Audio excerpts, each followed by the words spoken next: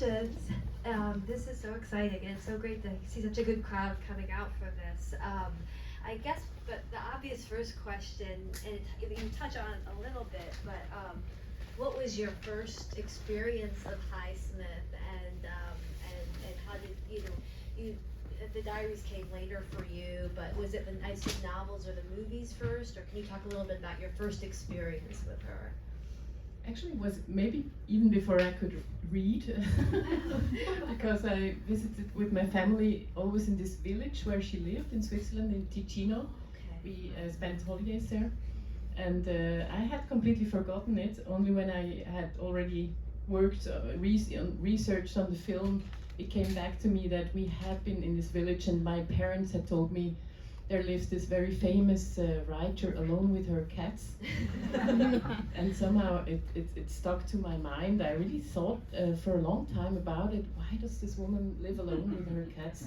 And maybe that's the very first fascination and mystery that somehow came to me as a child, but I don't know. And then later on I just read probably first the short stories and then the novels, and I discovered that all her private archive, which means unpublished writings, are in Switzerland, in Bern. And I went to the archive, and I was so fascinated and immediately pulled in by this private text, because they had a complete different tone to what I knew about her. And also in the writing, the style of the writing was so completely different. For example, you might have realized that there's a lot of poems, for example. I did absolutely not expect that. And it fascinated me a lot. How is it possible that a person is somebody so different also in writing, but in his private writing, he's really different.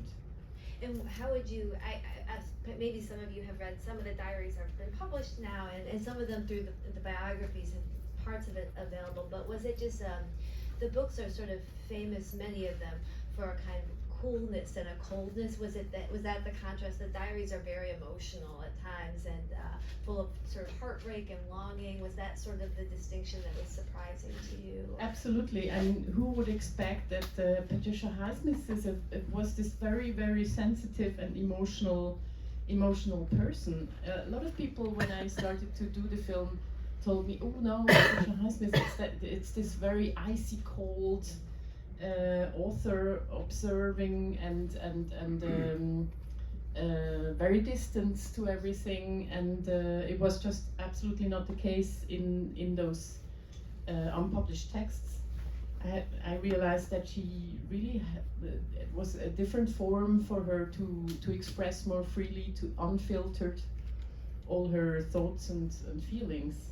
Right, because she does have a lot of lore around her, with the snails and the way she conducts her interviews, which they're fascinating, and she's a wonderful subject, but is uncomfortable, clearly, in many of them, as you point out in the film, and also is very formal in them. So I think her image is somewhat part of her oeuvre as well. It fits so well her novels, and I was always wondering, was it her that also controlled a bit of this image? But I don't really think so.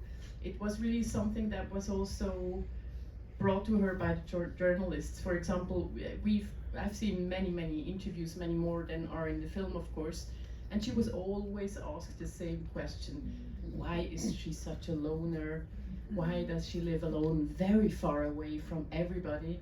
And actually, she was most of the times answering quite honestly, "I'm not such a loner. I have many friends. I have neighbors. I visit them regularly." That was also what the neighbors told me when I was doing research. They said sometimes it was even difficult to let her leave in the evening, because she was there every evening and talking all the time. So it was really like this image that stuck to her, and in every interview she was asked the very same questions. And it must have something to do with her books, but also probably with being a lesbian woman at that time, and you know, not being able to say I have a private life. She just didn't have anything in public. Right, because it's all sort of coded and talking around it, and sort of even some of the explanations for her sort of peripatetic life, always moving and living in different places, it made me far more comfortable in Europe perhaps than, and so I think maybe that contributes to this notion of as an exotic as opposed to maybe saying an Agatha Christie character or persona, that there's something. There's a kind of mystique about her. So I mean, one of the things. It was also, for example, there was also this myth that she never gave interviews. In every interview, it said in the first sentence, she never gives interviews, but this interview is the only one she gives years. And I mean, she was doing her press work very thoroughly for every book in every country. She was like, you know. And as you point out, was even on a jury to the Venice Film Festival, the Venice Film Festival, or I mean, it was really very a very public figure in many ways, and of course very much adapted. But I mean, one of the things I so love about this is that we do get to see all these other sides of her. I mean, what made you decide to structure it really so much more about her loves, her romantic experiences, and accessing, as opposed to maybe a traditional biographical, chronological, or go book by book? What ruled the structure for you? Actually, it was really my first impression when I started to read those unpublished texts. I must say it was like, it took some time because it was like deciphering handwriting, and I had to get accustomed to this specific handwriting, which is not always very easy. So it took a long time. You really have to decipher sentence by sentence. And I think I wanted to somehow make a film about the impression that I have had myself doing the research when I was entering those private texts, and also meeting her girlfriends.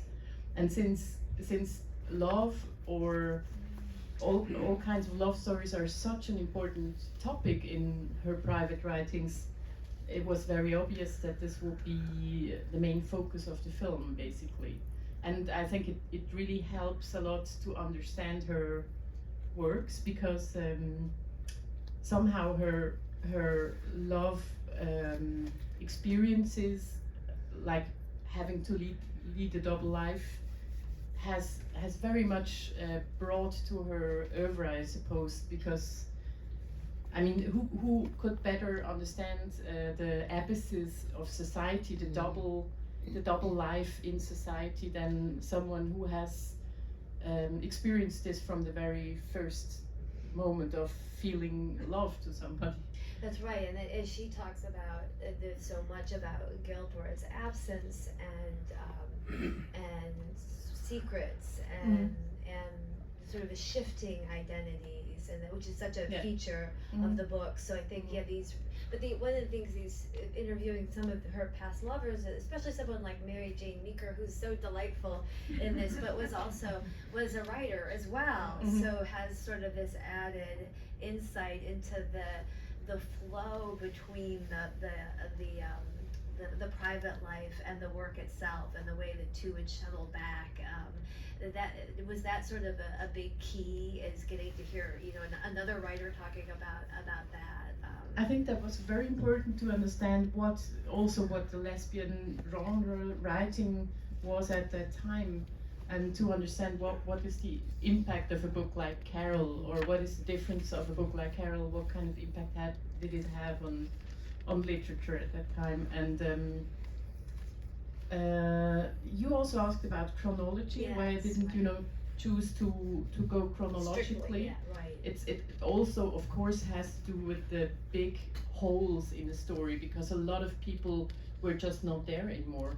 I mean, I just could contact a few women that were still alive, and it was not so difficult to find this structure of the story, because sometimes it was also led by the holes in it somehow, and we tried to find a way to still be able to